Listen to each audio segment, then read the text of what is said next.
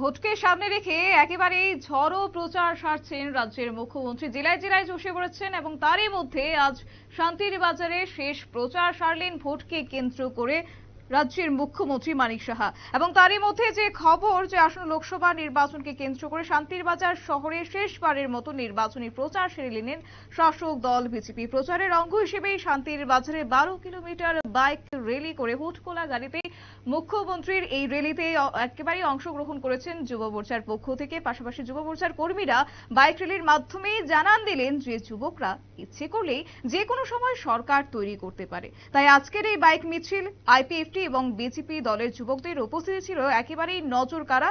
যুবকরা সুসজ্জিত বাইক র্যালির মাধ্যমে বর্তমান মুখ্যমন্ত্রীকে স্বাগত জানিয়েছেন। গোটা বিষয়কে কেন্দ্র করে কি বলছেন শুনবো বিস্তারিত। সবাইকে আমি আন্তরিকভাবে অভিনন্দন জ্ঞাপন করছি।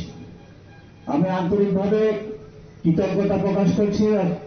অসংখ্য ব্যস্ততার মধ্যেও আমাদের আজকের এই বাইক র্যালি, সেখানে আমাদের জনপ্রিয় মুখ্যমন্ত্রী সেখানে সময় দিয়েছেন।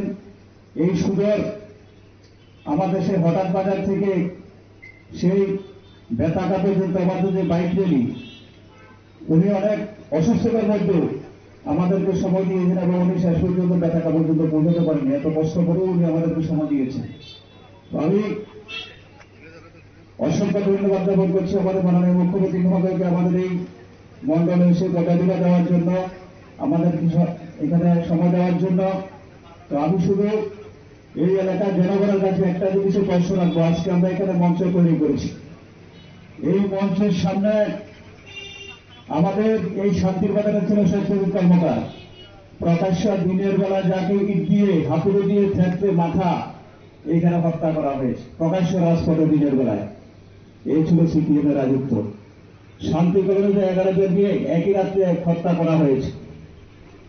আমাদের লালবাগের মতো জায়গার মধ্যে পরিবেশনকে ক্ষেতের মধ্যে কোদাল দিয়ে কুপিয়ে কুপিয়ে হত্যা করা হয়েছে। বগাঘাটে চৌধুরীবাড়িতে 11 জনকে একই রাত্রে পুড়িয়ে মারা হয়েছে। কালাছড়াতে মহেন্দ্র ঘোষের বাড়িতে 5 জনকে এক রাত্রে হত্যা করা হয়েছে। আমাদের বিশ্ববিদ্যালয় লালবাগের যাকে মুরাশিব পাড়াতে লাশ পর্যন্ত ভূত করে দেওয়া হয়েছে, তার লাশ পর্যন্ত ড্যাগগুলি পর্যন্ত পাওয়া যায়নি। মুচ্চন্দ্রবনের মতো জায়গাতে 14 জনকে হত্যা করে এখানে ভাষা শহীদ আদরের শহীদ বেদি তৈরি করা হয়েছে। এটা হচ্ছে কংগ্রেস এবং সিপিএম এর প্রতিহিংসা রাজনীতির ফল। এই শান্তিবাজারের মানুষ দেখেছে 25 বছরে। আজকে তার জন্য আমি আপনাদের কাছে অনুরোধ রাখবো যে নরেন্দ্র মোদীর মার্গদর্শনে 25 বছরে খুন, সন্ত্রাস, ধর্ষণের।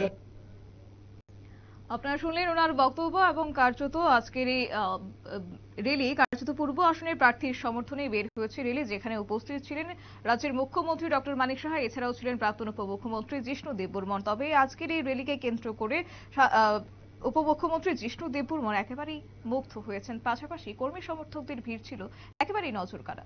নিয়ে নিচ্ছে ছোট একটি বিজ্ঞাপন বিরতি।